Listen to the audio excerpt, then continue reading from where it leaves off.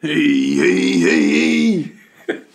Is what James Hetfield would be saying if he was on this show. Yeah, it would. It would. It really would. Yeah, or he'd still be chuckling about my photo editing genius. Oh, you have such culinary genius. For you guys that can't actually see this, because obviously this is a podcast, Chris's brother, Stephen, is just had a photo put up of him. It looks like his head is just floating in the darkness. Yeah, he's now become the lion from the MGM startup. And it's fucking genius. I think we might have to just throw it up onto the... Put it on the podcast. Put it on the Instagram. Yeah, just for all you guys to see. But anyway, I suppose we should probably say who we are and what we're doing. Yeah, so again, it's another week. It's back to Razorcast for us. Yeah. As always, I'm Chris. And I am also still Chris, and we are doing what we usually do, which is bringing you the best and brightest in rock and metal. Yeah. Fuck yeah. Fuck yeah. Yeah. But, yeah, again, hit us up on Facebook, Instagram, Twitter. We're on that. Twatter, as I like to call it. Yeah, Twatter, the old Twatter machine. It is when people like Donald Trump are on there, and Gene Simmons. Yeah, and then also, subscribe to us through our Spotify, iTunes, Podbean, YouTube. Yeah. Wherever you want to hit us up. Give us a like and a review. Make sure it's positive, because, as I said last week, I will cry if it's not. You'll cry if not, then I'll come round and find you all and stab you in the spleen with a bendy straw. Oh, with a bendy straw. I hope that's biodegradable. Should we go with no, just to make it more horrifying? Yeah, you'll be stuck with that piece of plastic forever. It'll never degrade. Never. I've got something caught in my sock. I know that's not relevant. That's not relevant, but... Sorry. How is your sock? It's annoying me. It's solved. Solved. Take it off. Yeah. And turn it up. Right. Anyway, let's go to where we always start first, and... by now, you guys should know the format of this show. News, new music. But those who don't know the format, we start with something we like to call Fresh Cuts, which is our news. Then we move on to what's been in our headphones. And this week, we've both picked two albums that we've been listening to for the week, plus an album each. So the two albums we've both been listening to is The Browning with Geist, and the other was... Bloodbath, with The Arrow of Satan is Drawn. Quite metal, that one. Quite metal. Yeah, and then finally, our Horns Up. We've both spunked everywhere about this album, I think. I forgot how good it was, but I'll save that. But this week's album is 2010's classic, if you ask me. Classic. Dimond Eyes by Deftones. Oh, I am so excited for that one. It's so good. It's so good. Spoiler alert. Yeah. So should we start with the Noose? Let's start with the Noose. Should we start with some new singles? Yeah, we've had a couple out this week. We have. Been spicy. And from out of left field comes Slipknot. New Slipknot, yeah. And, I have become like a man of Niagara Falls. I am moist. That's a disgusting image. So Slipknot have released their new single, All Out Life. All Out Life, yeah. All Out Life. And... this is off their upcoming album, which is due out early next year, am I right? I think it's early to mid next year, yeah. Okay. But, in time for download, essentially. Essentially, and grass pop. Yeah. So, for me, this is going off the back of this. This is going back to old. This is great. This is really good. This is. I'm tempted to almost say it's more Iowa-esque. Yeah, there's definitely more elements of it. I don't know about you, but I knew a new Slipknot album was coming because they've been telling us. I liked the Point 5, the Grey Chapter. Yeah. A lot of people gave it a lot of stick, but I thought it was great. I thought it was a solid fucking album. Oh, big time. Like, yes, it's not Iowa and it's not Volume 3, no. but they're never gonna be Volume 3 or Iowa again. It's not. No, it's not possible. It's not going to happen. No. Those days are gone. They're a different band. Stuff's happened. They've matured. They've become bigger musicians and stuff. Yeah, and personal circumstances and stuff that's happened with the band. It's going to change what they do. Oh, big time. But wow, I mean, I was really kind of not lukewarm to the idea, but I was very much like, well, okay, let's see what it's like. Yeah. Like Point 5, the Grey Chapter had some wicked singles, or some wicked tunes on it. Like Custer is an absolute classic. Yeah. To the point where I've got the lyrics from it. Oh, so you do. Tattooed Look on at my that. arm, yeah. But that was a classic. But apart from that, it was a bit of a patchy album. Yeah. And I think All Hope Is Gone was again quite patchy. Oh, big time. So it's been a while since I've been really excited about Slipknot, and this song has got me really excited about Slipknot. I like if this is anything to go by. I mean, the new album's going to be heavy, and it's the heavy album that we've all been wanting. Well, Corey Taylor did say the other few weeks back that this is a return to heavy Slipknot. Like, but they always say that. Like everyone says that. Every metal album ever made. Oh yeah, we're going back to metal ways. We're going back to our heaviest. Like, no, you're not. No, far from it. No, you released Lulu. Fucking no, nobody should release a Lulu. But put Lulu back in a fucking box. Oh and man, stick it under that table you're banging on about. And I'm a massive Metallica fan, and I hated that. Yeah, it wasn't good. No. But like you said about the Iowa thing, I think you can hear little snippets throughout this song, little snippets of all the different stages of Slipknot, like big time. I mean, but the two things that I've taken away from this is the heaviness of Iowa with the currentness of 0.5. Yeah, I mean the riffing. to me, the riffing sounds like Iowa. The drumming sounds like it's from Volume 3. Yeah. And do you know what's fucking brilliant that I was so pleased about? It's great to hear Sid back in the mix. High up in the mix again. Yeah. To hear those like weird screechy electronics and those... The scratching of the decks and stuff. Scratching and stuff. It's fucking brilliant to hear that again. Yeah. I know why they probably distanced themselves, because I know, like, the Limp Bizkits, and I'm not having a pop at Limp Bizkit. No. But the Limp Bizkits and stuff of this I'll get world... Shaggy too dope to do that for you. Yeah. I know they kind of made the hip hop scratching and stuff like that, and the electronic scratching and stuff. They made it kind of uncool. Yeah. So I get it, but I love to hear it back. I love hearing it back in Slipknot. I do. It's fucking brilliant. It's such a big part of Slipknot. Oh, big time. I don't know why they stepped away from it and became more straight down the middle. Well, more for the fact that they were selling out stadiums at the time. Yeah. But this is great. It's great to hear all the weird, quirky fucking Slipknot shit back big in time. it. And I'm so excited for this. And I love the lyrics on this one, actually. I really like as well, because it... Do you know, I thought that as well. What was it? New does not mean best. Yeah. Old does not mean dead. Yeah. Yeah. And I love it. I love the fact that he's sort of saying, we recognise that we are doing some more old school type stuff. Yes, this is not going to be an album. This is not going to be Code Orange forever, where it breaks the fucking like boundaries of all kinds of musical. Where it just shatters musical genres. Yeah. This is going to be a fucking old school Slipknot album. We're going to punch you in the tits. And I fucking hope they do. Yeah. Oh yeah. Tits are ready. I'm definitely going to be punching tits in the pits. Punching tits in the pits. That is wonderful. Not lady. Not lady tits. Not mammary glands. No. Just men tits. Yeah. Because they can take it. Well, I mean, I'm sure there's ladies that can take a punch in the tit, but I bet it fucking hurts. It fucking does. Put it this way, I don't want to get punched in the nuts. Please don't punch me in the nuts. Let's not go there. When you see me. Anyone. Let's go to our next single. Yeah. Which was? New single from While She Sleeps. Yeah. No, I haven't heard this. Have you not? No. You did, because I played it a minute ago. Oh, was that what you were playing just a minute ago? Yes. It's different. It is different, isn't it? Yeah. Yeah. So the single is called Antisocial. Nice. And the new album is called So What. Wow, this is getting all punk, isn't it? Because that sounds like everything Antisocial League. Yes. Yeah. Yeah. Absolutely. I think there is a massive. While She Sleeps they've always had a huge amount of punk influence in them. Oh yeah, big time. Like they are a proper fucking metalcore band. They're a metalcore band with in the sense, definitely like punk influences. Yeah, well, in the sense that they are a metalcore band in the sense that they're using hardcore. Like, exactly. They're hardcore kids playing metal songs. Yeah, no, I mean, I think with this, I mean, it is very different sounding, but I'm still excited by that. Yeah, you know, I mean, it's nice to hear something fresh.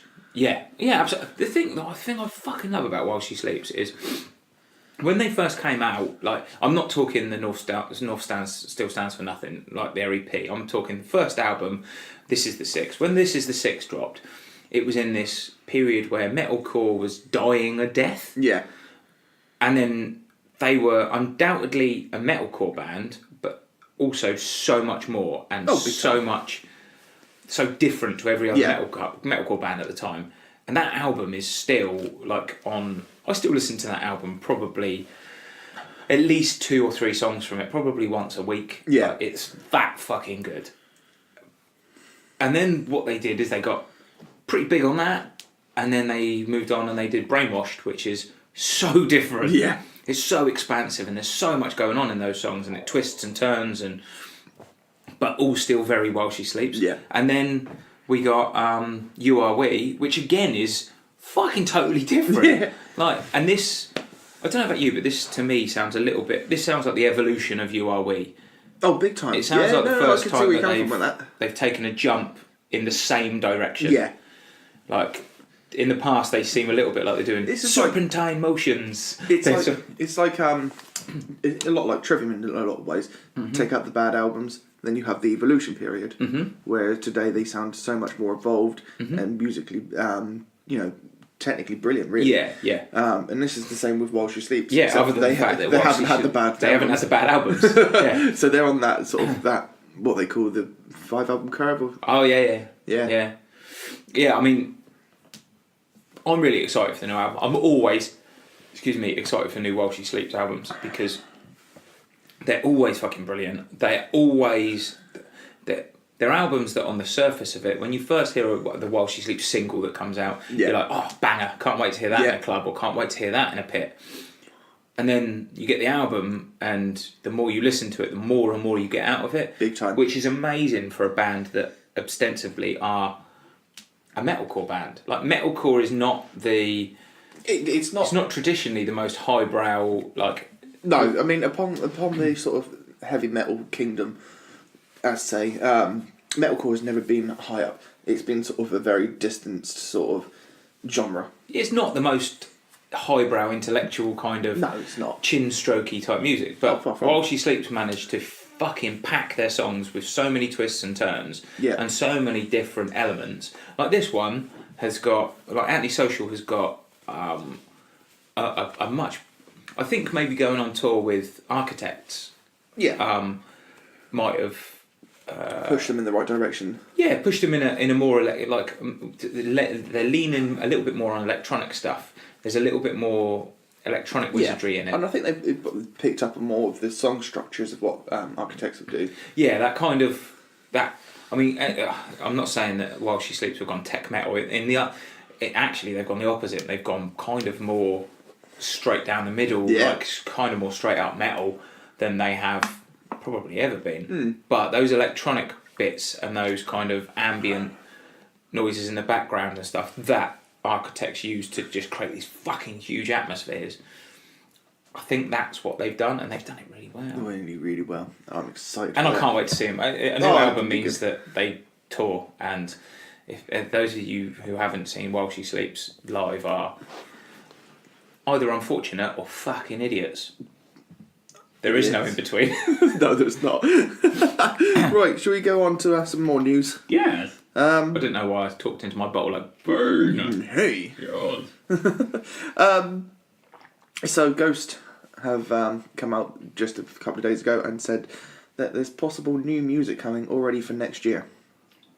Apparently there's already been music recorded for a new album next year. That's crazy. That is very crazy. That is mental. How the Yeah. So apparently they're going to be releasing a new EP next year with covers on. So as they do, they've done the covers before. Yeah. But they said there could be something else with non-covers on. That's cool. So, a bit like they did Pope Star in between Meliora and... Yeah, essentially, because that was the covers. But Pope Star had Square Hammer on it. It did have Square Hammer. Square Hammer is probably the best song they've ever done. Yeah.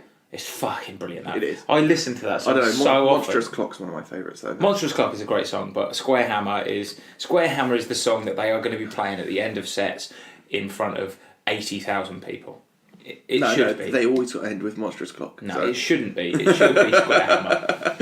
When they get to massive, massive venues, it's going to be. But Tobias has already come out and said, like I say, new music for possibly next year.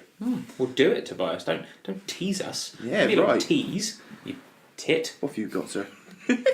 Quite exciting. Quite exciting, and something that confirms what we were talking about last week when we were talking about festival bookings and things. Oh, hello. Rammstein.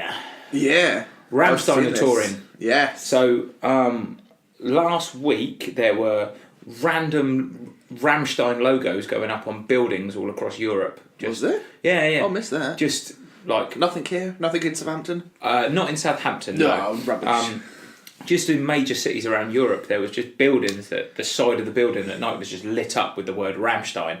What? Yeah, it was like, oh, hello. And this sort of just popped up all around Europe. And that was Rammstein's way of saying, we're coming to get you. Wow. We're coming. And of all places, they've only got one UK date. They've got one UK date, yeah. They are playing at Milton Keynes Stadium in June. Which is fair play. You know, Yeah. it's very central for everyone to get to. Well, but Milton Keynes Stadium's a big stadium as well. Yeah. That's where I think Green Day do their... possibly, I don't know. They did a fucking great big gig there. Did they? Yeah, one that they recorded. Something about a bullet. Oh, okay. Bullet to the brain of dog shit. Or That something one. like that. Or, like, what they should have called it is the Whoa Whoa tour. Yeah. Because that's all Billy Joe does now. He just, whoa, whoa. Yeah, alright, mate. Yeah, we know the crowd like saying whoa. It's because it's easy to remember. It is, exactly it. But, no, I mean, as much as I'm excited to try and get tickets for Rammstein, it's going to be so difficult. It's so close to download. Like, it is within... I think it's the same week.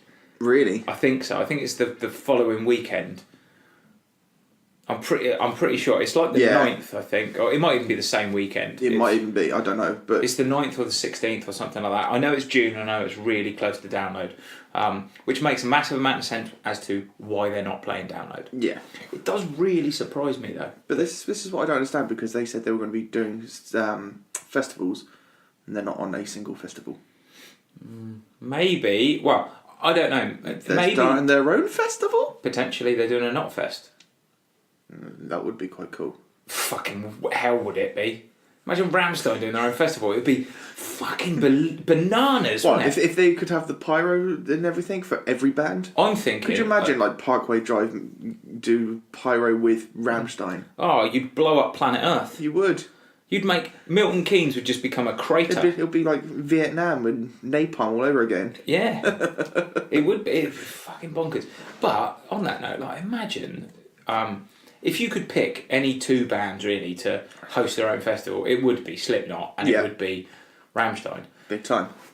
Because imagine, like I know Hellfest are really good at creating stages. Their stages apparently are really cool. Where like the punk stage will look like Mad Max, kind of everything around it will look like some sort of Mad Max style fucking like wasteland. Yeah, I have seen these. And the like black metal stage will look like a massive, great big church, and everything around it is satanic and like imagine giving Rammstein a stage and going decorate it how you will. Like, it would be like... They just keep turning around and be like, not enough fire, not enough fire. Yeah, it would be a pyromaniac's Christmas party, wouldn't it? Fucking bonkers. Jesus. Yeah, I think I'm going to have to go with some form of heat protective clothing. Oh, it'd be so good. New music. It'd be like giving Firefly from Batman, like... It'd be giving him the keys to, like, all the petrol in the world and going... It's bonfire night. Throw a party.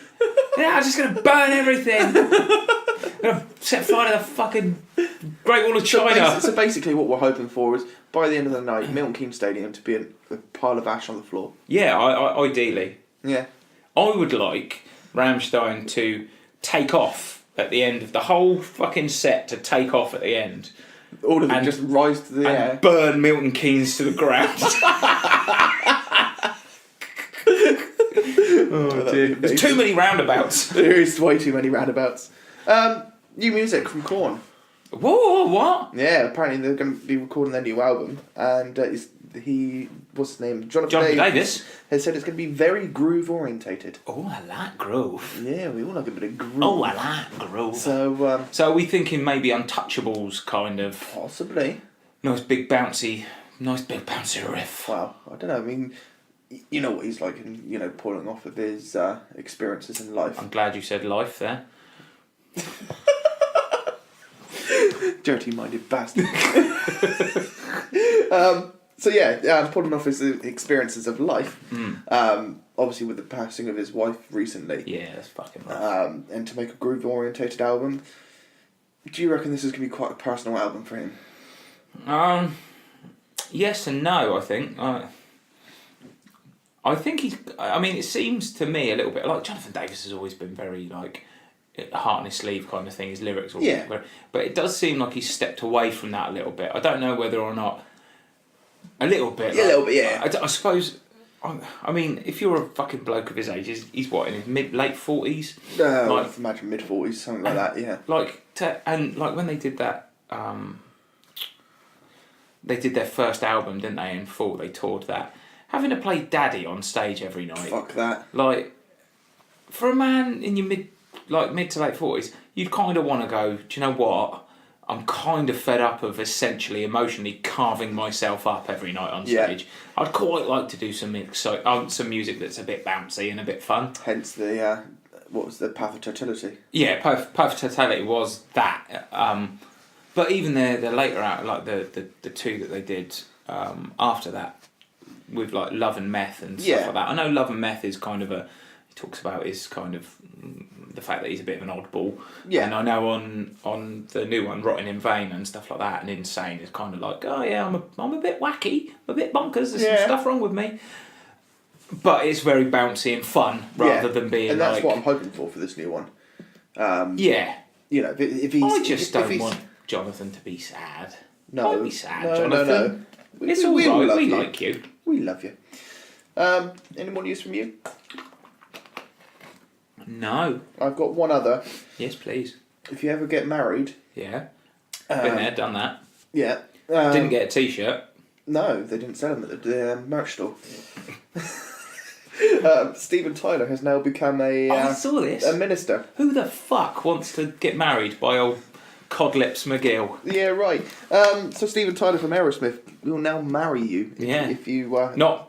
Actually, no, you won't be married to Steven Tyler, because I'd do Tyler. that, because then you could just divorce the twat and get half of his money. Yeah, right, why not? Yeah. But, no, for $200,000, he will become your minister at your wedding. He's real short of cash. That's the one thing people always say about Steven Tyler. Real short of cash, really needs 200 grand a pop for turning up and going...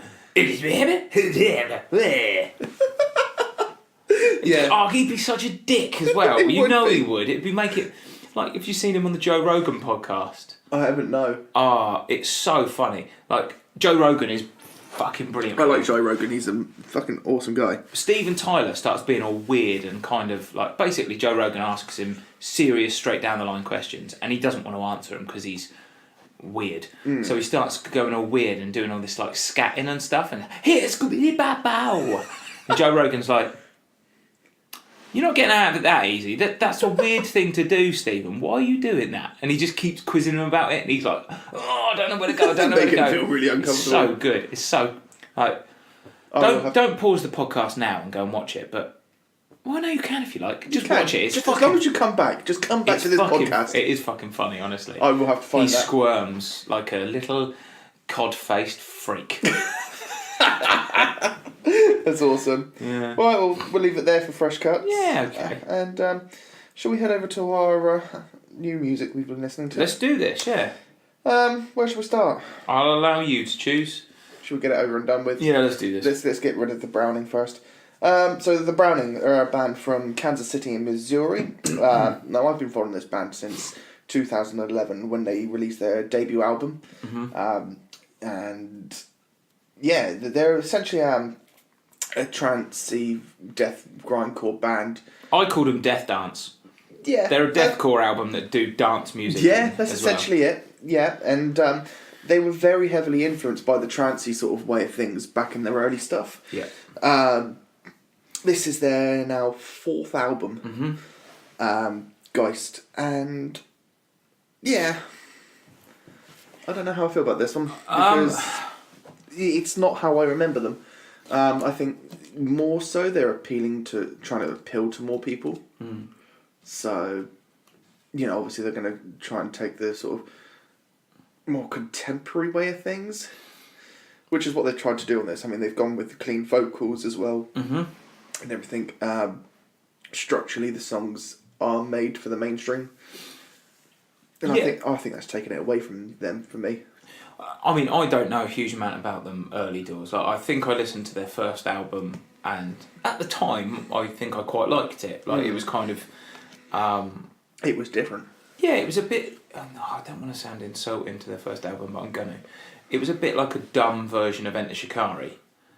Yeah, I can see where you're coming from. Like, and, the very, very... This album sounds very, very similar, like almost carbon copy to early Asking Alexandria. Yeah. It's so, like, gruff vocals, like, really deathcore-y kind of vocals, followed by a bit of melodic vocals, followed by some keyboards, back into, like, moshcore, and then, like, chug, chug, chug, and that's it. Chug. That, like that deathcore kind of just pit thing where they just... hit the same note every 3 seconds for 10 seconds, and then they go back into screaming, and then they do it all over again. Yeah. And that's exactly it. It's quite formulaic. It's quite samey. Yeah, I mean, this whole album for me, like, compared to their old stuff was very synth orientated. So it was that trancey sort of dance music, which led it mostly with the chugs. This is more chugs, less synth. Again, it's just trying to appeal to the masses. It reminded me a bit of a kind of poor man's Crossfaith. To a degree, I can see where you're coming from. Crossfaith are a bit faster. They're a bit more punky. But they've got more catchy elements to them. Yeah. Yeah, I don't think they're as good as Crossfaith. I don't think they're as good as Enter Shikari, and I don't think they're as good as Asking Alexandria. Far from it. And I think the last Asking Alexandria record was pretty standard, and this I put below that. So it didn't. The thing is, it's almost difficult to talk about because I didn't hate it. No, I didn't hate it. I wasn't listening to it going, "Oh my god, get it out of my fucking ears." No, I was just listening to it going, "It's just another album." Yeah. Well, for me, here's what I took away from this. This is such a late bloomer. Like, I didn't get into this song until about track 8, and there's 12 tracks on this. Yeah. I think the track was called Carnage, and I think that was the first one that I really picked up on and went, oh. However, the last 4 songs to me is where it kind of shines a bit. Right. But the previous songs are just very samey. I mean, I agree in a sense. Carnage was the first one that pricked my ears up. Yeah.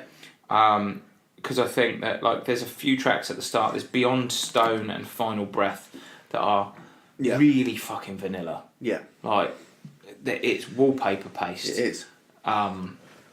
This album should be called Solvite, essentially. Yeah, right. Essentially. So, like you pointed out, Carnage. Yes. Oh, Jesus Christ! There was another one. There was a fucking song that kicked in, and they're doing that. I can see what they're doing. They're doing that kind of Suicide Silence type thing. Yeah. They just don't do it as well. There's an electronic section before a breakdown on Optophobia. Oh yeah. It sounds like Zombie Nation, if you remember that song. Yes. For those of you who don't know what Zombie Nation is, it is not a compliment. I'm going to get my glow sticks out in a minute. Yeah. Oh, God. I mean, it took me back to a place. It took me back somewhere, but it's a place I didn't want to go. No. It took me on a real journey. In the places I didn't like. Oh, God. Carnage should be called Car Crash, in my opinion. To a degree, yeah. It goes from deathcore to scooter. Yeah. And then electronic, like scooter electronics, and then hip hop. Yeah. And like, do you know really badly and disjointedly. Do you know what this is? It's a poor man's Attila album. Oh, and Attila are terrible. Exactly. Oh dear God. Well, for me, I've got this down for people that are big fans of, say, Upon Shit. a Burning Body. Yeah, well, shit as well. Upon a Burning Body, Immure, Chelsea Grin, and Attila. Yeah. Don't get me wrong. Like, there are worse albums you could listen to. There are far worse albums you could listen to. Yeah, you could listen to Attila. But there are far better albums that you could spend your time listening to. But which is a good segue. Should we get off of this?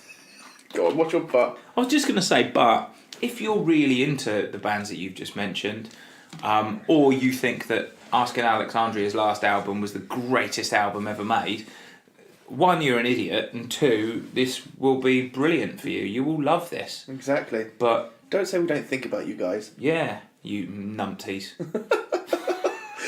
You brainless moron. Right, let's escape this and let's go on to something a bit more us. Okay. Bloodbath. Mm-hmm.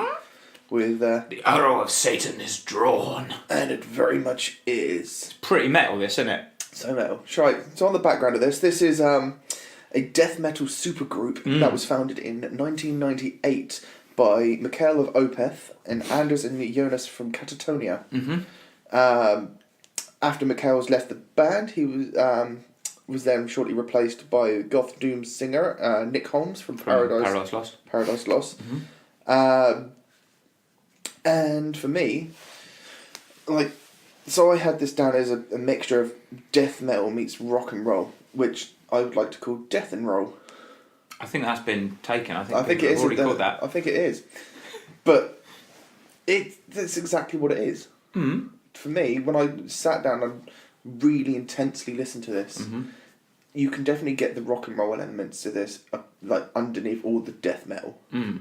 Yeah, I'm. Maybe I didn't listen hard enough. I didn't get a huge amount of rock and roll, but then I'll be honest with you. This is the album I listened to least this week. Really? Yeah, not because I didn't like it, just because I kind of ran out of time. If I'm honest, That's fair enough. I listened to the Browning twice or three times, which is too many times. I just wanted to make sure that I did dislike it and that I wasn't. Well, no, I did the same thing. I listened to it once when we first said what tracks we were going to listen to, and then I gave it a week, and then I thought, well, I'll give it another listen to, before we do this, and yeah. I listened to it back to back about 3 times just to make sure that it was what I was. Yeah, but I kind of ran out of time to listen to this intensely. I listened to it twice, mostly in the background, which, if I'm completely honest, I don't think this is an album that requires intense listening. You can put this on. You can take from a point of just listening to this, and if you're into the death metal scene and stuff like that, then you'll love this. Yeah, there's some fucking wicked riffs on this. Oh, big time. I mean, I'm not a ginormous death metal fan. No, nor am I. What I really do like is the more groovy death metal stuff. Yeah. Stuff like Decapitated. And big time.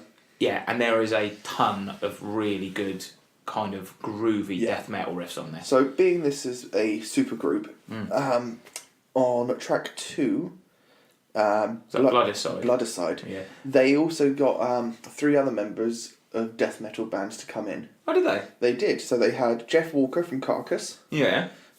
John Walker from Cancer. Yeah. And Carl Wittertz from... he used to be in Bolt Thrower. Oh. Yeah. And I think, bringing those guys in... Bloodicide is a fucking tune. It is. Okay, so... Well, I suppose we haven't really... we've touched on the fact that this is a death metal album. This is a really, really death metal album. It is. This is not good fun. It's enjoyable. I'll tell you what this is perfect for. Go on. Well, what we just had this week. Smashing tables up. Well, smashing tables up as well, but Halloween's just been. And the lyric content to this... Oh, it's a slasher movie. It is a slasher movie. Yeah, 100% it is. There's a track on this called something about a fucking chainsaw. It's the most ridiculous. It's the last song on the album. It's called Chainsaw Lullaby. That's it. And to me, it's the fucking catchiest song on this album. It's so good. It really is good, yeah. And if I remember rightly, the whole thing is just different ways of killing people. Yeah, essentially. I mean, all of the songs. The Chainsaw Lullaby is just different ways of chopping people up with the chainsaw. It's utterly ridiculous, but it is really good. It is good fun if you like death metal. It is so it is death metal. I mean, that last song was definitely tongue in cheek. But then again, so is some of the other songs on this. Bloodicide I really like. I think Bloodicide is a really fucking good track. Fucking awesome track. Yeah, that is a fucking beast. And I really like Wayward Samaritan as well, the third song on the album. The one thing I will say is, and it bugged me to start with, and then it got better. Is it Fleischman, the first song? The first song, yeah. When Nick Holmes' voice comes in on Fleischman, I was like, I really don't like his vocals. Like, they really bugged me. Yeah. I was just like, I don't really like this.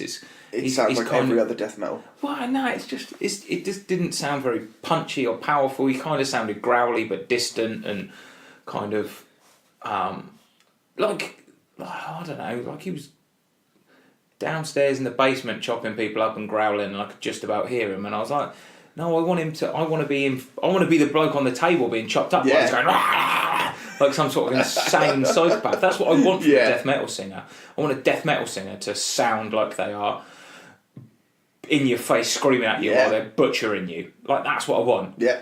And to start with, I was like, You're the guy in the corner watching instead. Yeah.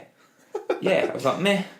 But it got better, I'll be honest with you. It got better. As the songs went on, I got used to it, and I was like, oh no, actually, he's pretty good at what he does. I still think, I still prefer the mate from Decapitated or something on there.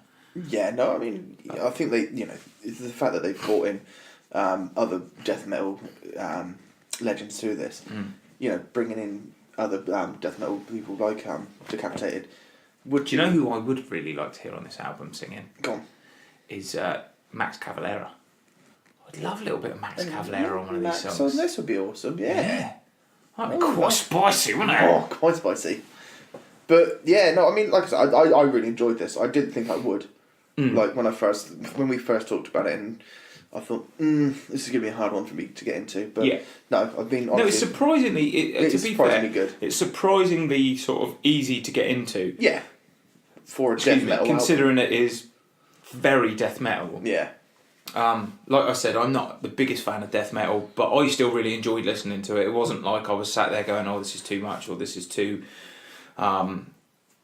There's death metal tropes on it. Yeah. Like there's little things that they do that you go, "Oh, that's very fucking like death or something." That's very like Florida death metal, but. It never kind of got to the point where I was like, oh, God, give it a rest. Yeah. It was always kind of like, that's enjoyable. And then it was always followed by some sort of nice chunky riff, and I was like, yeah, that's okay. Like a nice warm blanket of murderous rage. Oh, it's amazing.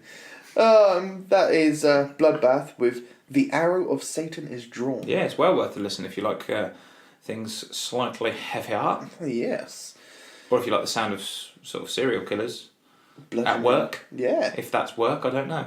Is it a job? Do you think they see it as a job, or is it just like... It's a pastime. It's a pastime, so it's more like Airfix. Yeah, pretty much. So, like Airfix people put things together, serial killers take things apart. That's exactly it. Yeah. Same but different. Same but different. Same. Amazing. Right. Where should we go? Do you want to do your album, or shall I do mine? Well, I've got a single. Ooh, that won't take me very long. Yeah, do a single, quick. So, so obviously a few weeks back, or a few pods ago, we had a recommendation from your fine mother. We did. Oh, yes. And when I listened to Tiffany. You listened to Tiffany, yeah. and did us a bit of a review from that. So, seeing as... the familia are all getting involved. My dad texted me the other day and said, "Oh, there's this band that keep popping up on the radio up here." Like, he lives up in Telford. He was like, "Keep popping up on the radio, and there's kind of a bit of a buzz about them up here. Can you give them a listen and see what you think?" So I said, "Yeah, all right then, I will." Yeah. So this is very different from our usual fare. Probably not as different as Tiffany, but different. He does know the sort of stuff we listen to, right? Kinda. So he said, "Can you give a listen to a band called The Estevans?" The Estevans. Yeah, right. So they got a single. They've only got one single on Spotify that I could find. They might have other music, but all I could find was that. And it's called 2 Minutes from the Lincoln. Right. I quite enjoyed it. They're a indie rock band Yeah. essentially from Guildford. Okay. So not Telford. No, there's a food in there, but different food. Same, but different. Yeah, so they're an indie rock band from Guildford. They sound very Arctic Monkeys. Okay. Like early Arctic Monkeys. Yeah. There's some kind of... To be fair, the choruses and the singy bits are very catchy. Yeah. They're very kind of... Oh, they're so fucking Arctic Monkeys, it's mental. But it's quite fun, you know. Yeah. Basically, I sort of put this on it because I thought those people that kind of miss indie rock being rock, because it kind of was. It went through a little. It was for. I mean, if you took, say, I don't know, Oasis and Blur, they were essentially. I know they were classified as Britpop. What was it? Brit rock. Britpop. Yeah. Britpop. They were essentially the start of indie rock. Yeah. And they were. I know rock. it went through a little period where you had Razorlight and people like that who, and Hard-Fi. Yeah. Oh God. But then Arctic Monkeys came along and they were like, oh no, we're going to put some guitars back in guitar music again, and made that popular. And I was like, oh no, cool. If you miss that, if you miss indie bands having guitars that you can hear that actually sound like rock guitars. You mean actual musicians? Actual musicians who are playing snotty fucking music. Because this is, although it's very indie, it is fucking snotty. Like, okay. They do sound very like middle finger, like it's quite lad culture, it's quite lad, pub, fuck off. But it's actually quite a good listen. I quite enjoyed it. I listened to it like quite a few times, to be fair. It's now on the gym playlist. So yeah, it's the Estevans with 2 minutes from the Lincoln. Give that a listen. So cheers, Dad. Yeah, right.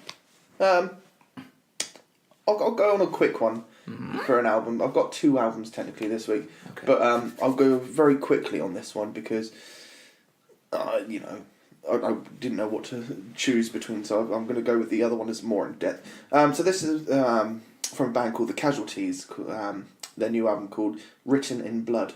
Ooh, sounds chirpy. Yeah, so they're from New York City. New York. It's a hell of a town. So these guys started in 1990. They were a what they call a street punk band. The funny coloured mohawks and all that spiky hair and stuff. Well, this is their 10th album. Holy shit! So since 1990, and this is their first album without their founding singer, George Herrera. He left the band because he said that the touring lifestyle was no longer what he wanted. Yeah, I'm not surprised. After 10 years of touring. That and the fact that there was some 1990 fucking now. There was that, and I think it was in 2015 or something around that time. There were some allegations against him and sexual harassment on a 16-year-old or something. Oh, wonderful! But apparently there was no truth to it whatsoever. So yeah, but he was then replaced by David Rodriguez from the Crumbums. Yeah. Oh, the Crumb Bums. That doesn't sound punk. That sounds like your nan's just sat in a biscuit. Essentially. Nan, you've sound the fucking hobnobs. Crumb Bums.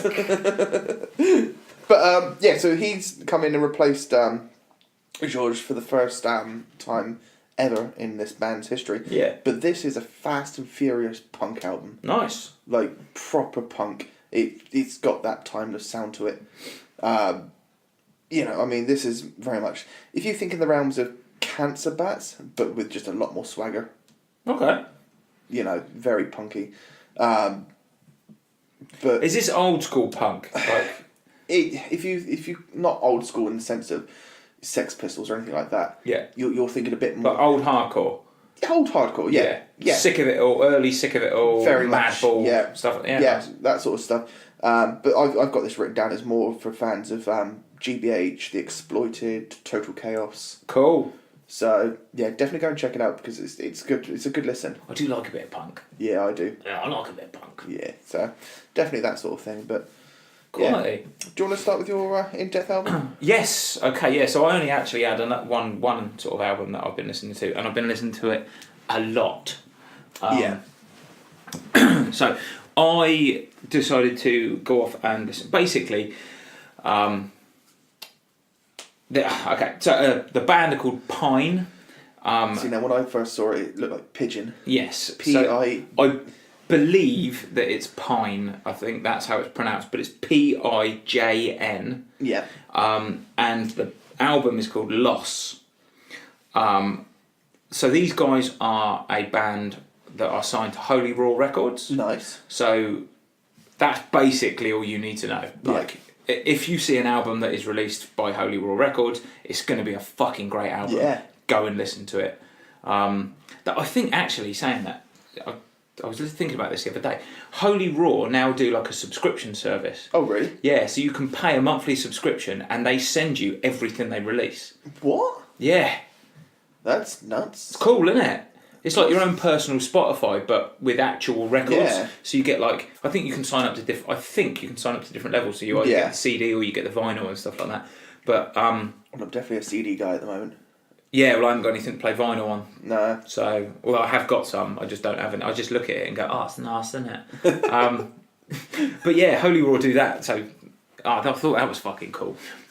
But anyway, back to this album. So Pine, Loss, are a kind of post-rock, post-metal band.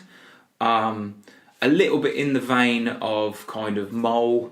There's a little bit like Mole, a little bit like Death Heaven if you turned the black metal side of Death Heaven right down.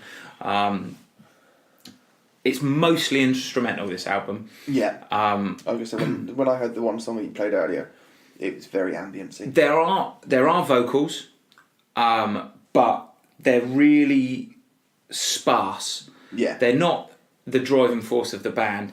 They're like, the vocals are kind of like, they just accentuate certain parts of the songs, which is great. Like, they come in and they do something. Sometimes they're kind of soft and whispery, and sometimes they are fucking brutal and screamed and but my god, this is fucking brilliant. Yeah. Like, really, really brilliant. Honestly, it's so fucking good. It's like the title suggests, Loss. It's basically, each song is the stages of grief. Okay. Even to the point where, like, the what you call it? So the first song is called Denial. Yeah. Then Detach, Blanch, Blush, Unspoken, Squalor, and Squander. So it is like, I mean, the purpose of the album, the idea behind the album is that it's dealing with those sort of things of loss, and it does it so fucking intelligently, and beautifully. Like, it's not a happy, uplifting album in total, because it's about fucking loss and grief, but it starts. It's so. Do you know what? The more I listened to it, the more I just thought, "Fuck me, this is clever," and clever without being chin strokey and like, "Oh, look at how fucking brilliant we are." It was like emotionally fucking, the way that Touche Amore are like brilliantly emotional, but also they're very fucking clever and complex songs. Like the first few songs on this are quite short, or they're shorter. They're more somber. They're kind of not more punchy, but they're kind of in and out almost. Yeah. As you go through the album and you go through those stages of loss, the songs get longer and longer and longer, like the stages of loss, like those stages of grief where, to start with, okay, you might be in denial and you feel like, fucking no, this is not happening, blah, blah, blah, whistle, whistle, whistle, kind of fingers in your ears and lullaby, like, la, la, la, la, la. That's what the first song sounds like. And then as you go through the record, they get longer and longer and more expansive, and they go through, like, the way they use heaviness in the guitars and everything else to kind of represent that fucking anguish and that anger that you feel through it is fucking so brilliant. Like, you'll have this lovely ambient kind of thing with lots of string driven. There's a song called Blanche. Blanche is the one I played you. It's quite ambient and stuff. Yeah. There's a lot of string work on it, and the strings on it almost work like vocals. Okay. Like, if you properly listen to it, you get I can see what you mean. It's like what's his name back in the day, Peter Frampton, and making his guitar talk. Yeah, like if you put headphones on, you properly listen to it. It's like like those strings. They just sound like they're singing to you. They sound. You can almost make words out from it. It's so. They paint a picture so fucking vividly. It's fucking brilliant. It's like listening to an elf playing a harp. I'm a sucker for this sort of shit anyway. Yeah. I know I am. Yeah, I know you are. This sort of post-hardcorey type stuff, and I know that I'm a bit of a mark for it. Yeah. But I genuinely think this is fucking as good as that Death Heaven album. Really? Yeah, it is, and it's not. To be honest, it's not that far away from being as good as Mole. Wow. Yeah, and that's big for you. Fucking superb, this album. Yeah. Yeah, fucking really, really, really and superb. And that's Pine with... Just, genuinely, if you're going to listen to one song, go and listen to the song called Blush. Oh, yeah. It's 10 minutes and a bit long, but it is fucking heavy. Yeah. And then it's stunningly beautiful. And then it's everything all in 10 minutes. It's an album in 10 minutes.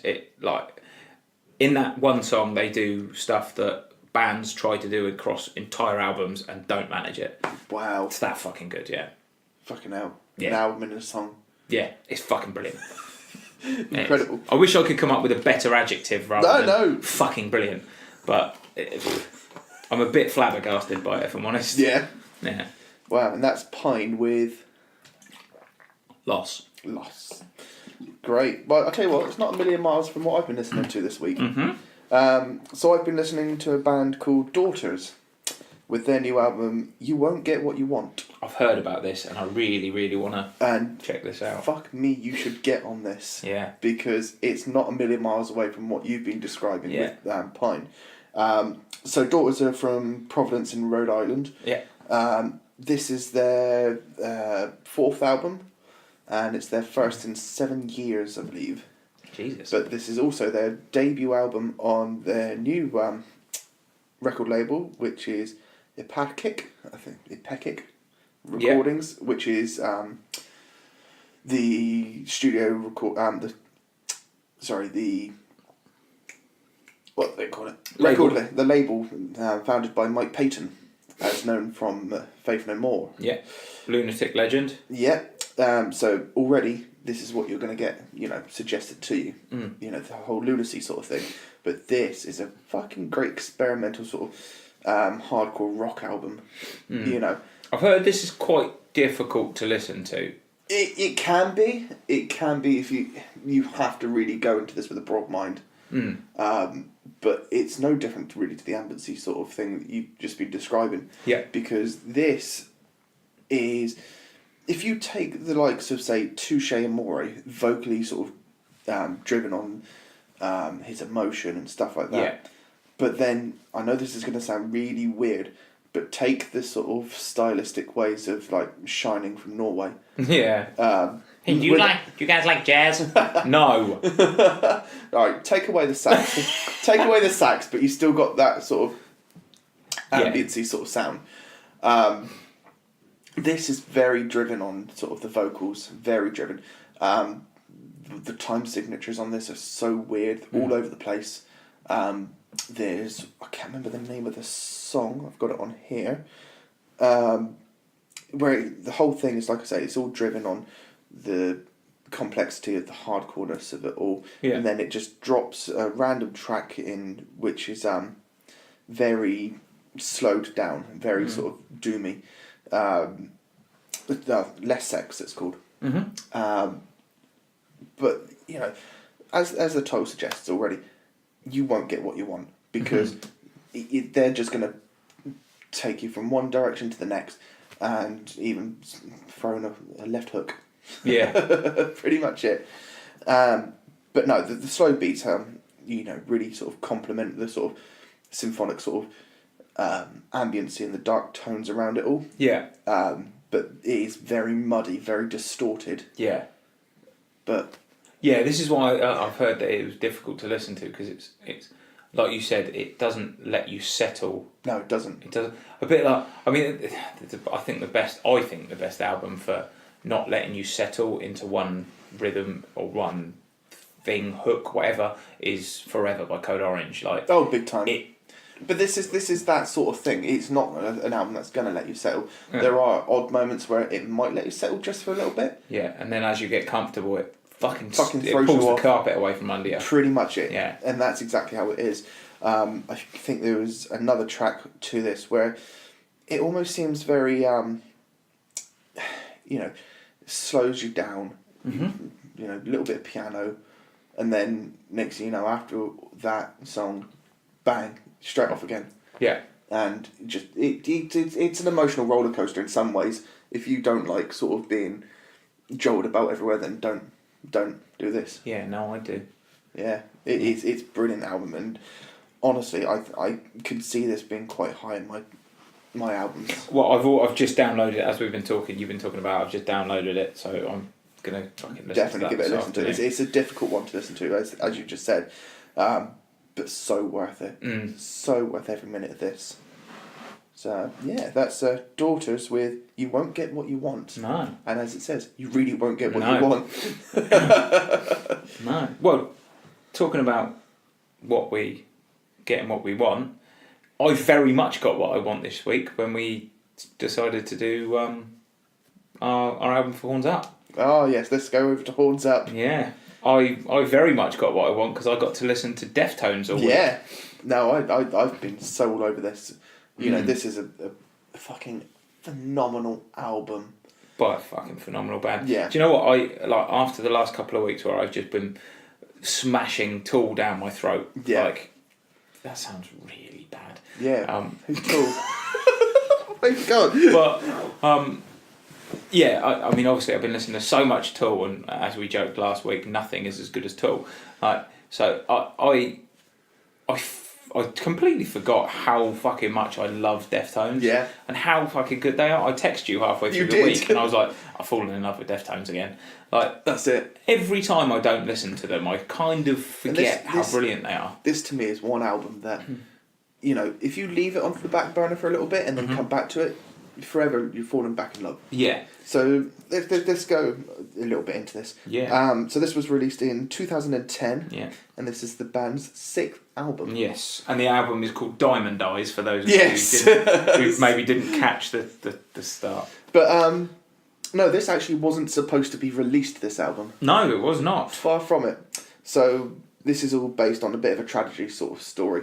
Back in 2008, is it Chi? Chi Cheng, yeah. Chi Cheng was involved in an automotive accident. Yeah. Which left him in a coma. Yes. So Chi Cheng's their original bass player. Yes. And he was very much a driving force behind some of their lyrics and stuff. But no, the album they were working on was an album called Eros. Yeah, so that was Eros was the so Eros they'd recorded quite quickly because they'd obviously this was the follow up to what's probably their worst album, to be fair, Saturday Night Wrist. Yeah. That the band were really not happy with. They were really annoyed by the time that it took to record it and write it. They all said that it was very disjointed and that they didn't feel like a band, and the introduction of Pro Tools kind of really sort of put a spanner in the works to how Deftones which is work. Much the opposite of what it was meant to do. Yes, exactly. So, but then Deftones are a very fucking unique and unusual band. Oh, they are. Trying to fit them into a box and go work like this because this is how Pro Tools is going to help you because like it's what it's there for. That's fine with some bands, but Deftones are a unique thing. So they recorded Eros really quickly, or the majority of it. I think they recorded 8 songs. There's definitely, I think, 6 which were announced as being done, but they reckon there's a whole album ready to go. So they recorded Eros without Pro Tools. Yeah. And then before they were able to sort of finally finish it off and polish it off. Yeah, for editing and stuff like that. Release it. Chi Cheng obviously got into that car accident and as you said, ended up Yeah, they shelved the in a album. coma. Yes. Yeah, so they shelved the album. But, you know, Deftones being Deftones, they didn't want to sort of slow down. I mean, they knew that, obviously, with Eros and stuff, they didn't want to release it in respects to Chi. Yeah. So they had a friend of theirs, Sergio Vega. Yeah. Who was one of the founding members of hardcore band Quicksand. Quicksand, that's it. Yeah. In 2009, he came in to replace Chi on the bass. Yeah. So the band straight away voted that they should record new music. Yes. Thus, we have Dimond Eyes. There's still no date as to when Eros is going to come out or anything because it never got made to finish. But the band have said that they will come back to it and possibly release it when the time is right. Yeah. So, yeah, I think the problem is with Eros is the tonally Eros is apparently a darker, brooding kind of album. Big time. Not necessarily because of what happened with Chi, because a lot of it was recorded, but it was just what they were doing at the time was... No, because a lot of it was actually recorded before Chi was in the accident. Yeah, and I think the band at the time before the accident weren't in an unbelievably great place, and a lot of the lyrical content and stuff is very dark and very bleak, and that's part of the reason they decided to shelve it. They sort of said, actually, it doesn't represent where we are as a band. We don't want to just have this kind of dark, doomy, not doomy in the musical sense, but they wanted to make something optimistic. It had a very negative feel for Eros. Yeah, and the fact that there was the connotations with Chi and his accident, it just, I think Chino sort of felt that it was just the wrong statement to make, and they wanted, I suppose, to release something optimistic and uplifting so that it was more celebratory. That's what I've got written down here, that it was exactly what they said in an interview, that he wanted to bring more positivity to the band and more, to their work of, to their new album. Mm-hmm. But in respects to the Dimond Eyes, this is one of those albums that I would place in that list of the top 100 albums you must hear before you die. Yeah, fucking most of Deftones would be in there. Well, to be fair. The thing that I suppose any Deftones album is fucking great, but this has got to be up there with one of those. This has got to be up there with like in the contention for best comeback album, because I'm not saying that they had they hadn't. I know they hadn't been away. They hadn't like split up and reformed, but the shit that they had to go through with Chi and all that sort of stuff, and then finding a new bass player. Yeah. I know Sergio Vega was a friend of the band and stuff, but to then go through that huge process, which must have been horrendously difficult, big time. To release an album this fucking good, is hard for any band. Yeah. The fact that they did this in those circumstances, Yeah. most bands would. Well, I found a great quote for this, and I can't remember who said it, but this album itself, it's been said that this belongs in the category of amazing albums born from a tragedy. Yeah, absolutely. And that's exactly what this is. Yeah. To turn around and come off the back of having one of your, say, brothers, being involved in something so horrific, to then come back a year later and, release something that's mind-bogglingly beautiful. Yeah. And the thing is, to be an album that is born from tragedy, to sound this fun, is fucking impressive. Yeah. We talked about Touche Amore. Yeah. Stage 4, that album, that is born from horrendous tragedy. And you can tell. Big time. It's fucking so emotionally charged. Whereas this has got all the familiar Deftones emotion. Chino is not a person who can sing. The man can't sing a note without making you feel something. The man could sing the fucking dictionary and make you angry or make you cry, or he's just got that ability. Oh, big time, yeah. To release an album this upbeat and this sort of fucking positive and fun, off the back of that is incredibly impressive. Yeah. Really. Even so, to this day, this album is so talked about that iTunes named this their rock album of the year. Did they? Yeah. What, in 2010? Yeah, in 2010. Well, fucking, that's because clearly someone at iTunes has got a brain. Yeah, but, exactly.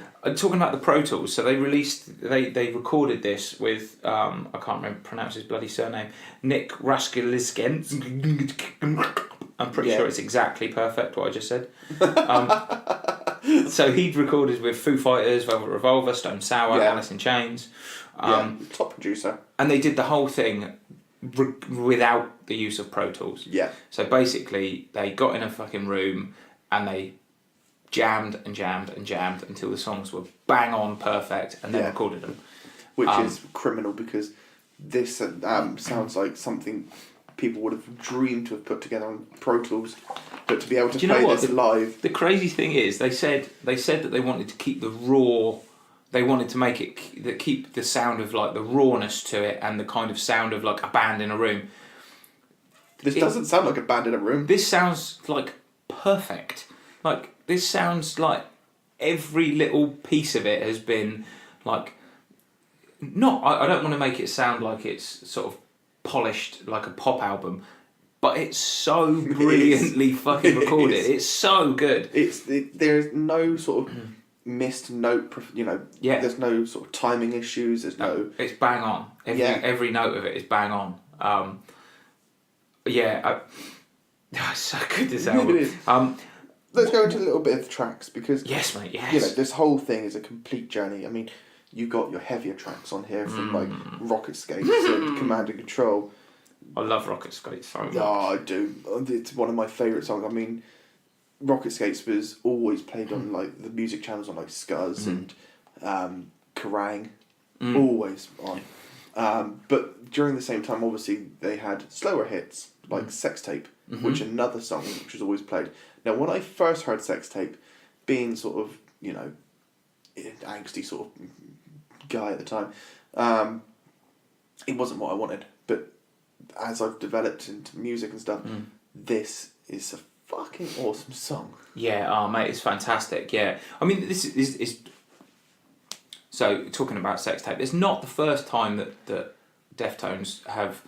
This wasn't the first song where they dallianced with that kind of more electronic, more kind of ambient sounds. Like obviously on White Pony, there was Digital Bath. Digital Bath, yes, that's right. Yeah, so it's amazing that they're so good at both. Yeah. It's criminal that they're so good at both, quite frankly. The heavier... Do you know what, mate?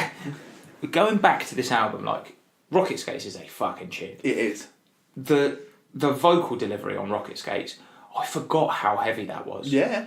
It is blistering. But even like, there are points where he screams in it, and I forgot Chino could do that. Yeah. Like, there's points where it doesn't sound like a human person screaming. No, it doesn't. It sounds like... Well, fuck no. It's from a completely different planet. Yeah. It's like somebody has got, like, some sort of white noise machine and they've just whacked it up to the point where your ears are going to burst. Like, that, it sounds like he is shredding his lungs. Yeah, pretty much. Like, I'm almost, when he does it, I'm almost waiting to hear this thud of bits of lung hitting the microphone. Do you know what? It's actually like it's like a death metal delivery, but without being death metal. That's exactly what it is. I'll be honest with you, like, don't get me wrong, there's very little that the Deftones have ever recorded that I thought, I don't like that. I don't know if there's anything I don't. But I'm not going to start getting into an existential funk about it, because I'll be sat here for like staring at the ceiling and stroking my chin, going, "Is there anything I don't like? I don't know." But off the back of the last two albums, which I love, by the way, Gore. I know a lot. There's some people. There's a bit of a controversy around. I don't understand it. No, I don't understand why people diss it. I think it's fucking brilliant. I think it's superb. It's just another step in, a direction that they want to. It's just fantastic. Yeah. The only thing I will say is that there's a lot less Steph Carpenter on Gore. There is, yes. Or having said that, apparently he did have a big part to play in Possibly. writing and recording it. Even though, and some of the more delicate tracks are his, Yeah. like he wrote a lot of them. But anyway, Gore and Koi no Yokan are fucking brilliant albums. They are both superb albums.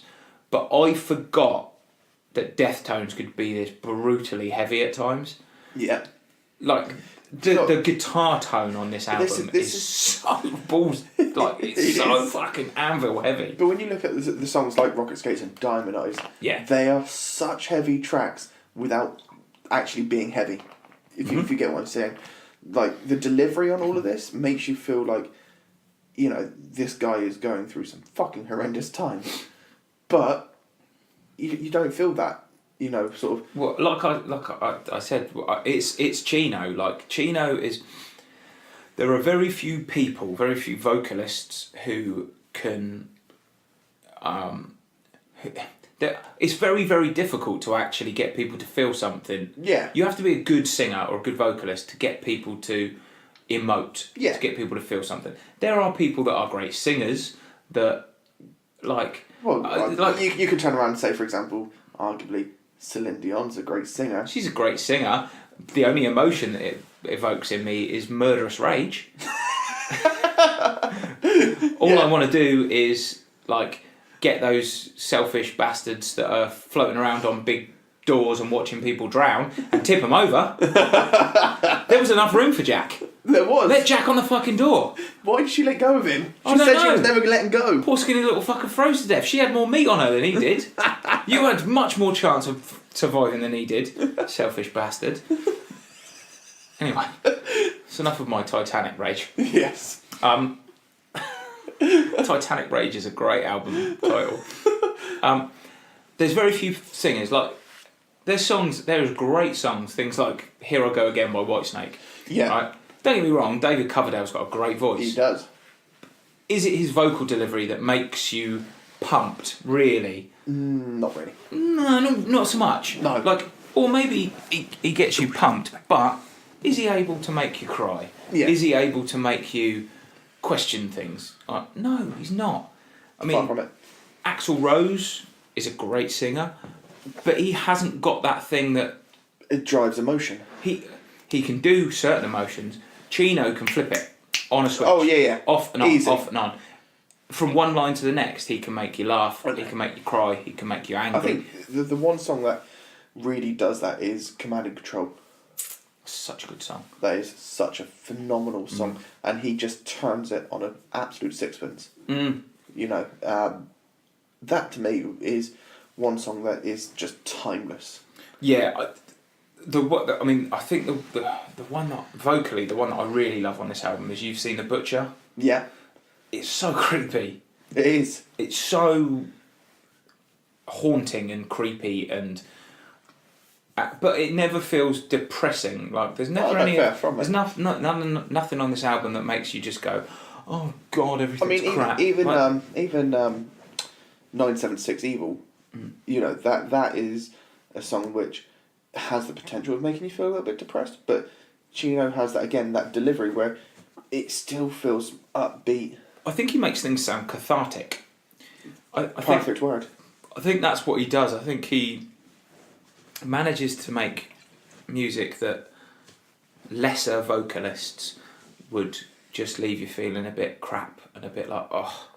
Pretty much. He just manages to do it in a way that makes you feel like it's all right to feel like that sometimes, and yeah, you know, it almost sort of brings you down to pick you back up again.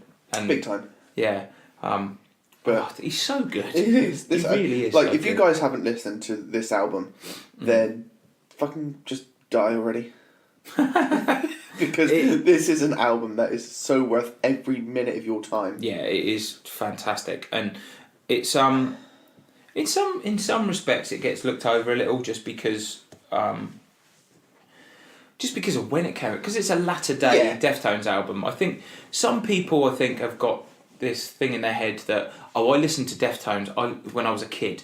Like people my age, like they go, oh yeah, I listened to Deftones when I was a kid, so I liked Adrenaline and I liked Around the Fur. Yeah. But by 2010, I'm not fussed. Yeah. By 2010, I've had enough now. Like, if that was you, if you never carried on with later Deftones, they are a band. They are a band that were so different. They got lumped in with new metal. Oh yeah, and new metal. New metal. Listen to a lot of new metal albums nowadays. They do sound immature and silly and a bit daft. Big time. If you go back and listen to Deftones stuff, it never does. Oh, far from it. And I mean, this album is just a continuation of what they do, which is fucking brilliant. I just think everyone should go and listen to it. Just do it. Like now. Right. Well, we'll leave it there because otherwise we will spill on forever about this.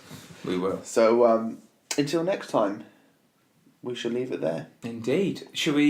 What albums are we going to do next week? Good question. I haven't even seen a list of what's out next week. Well, I know that there is Deftones.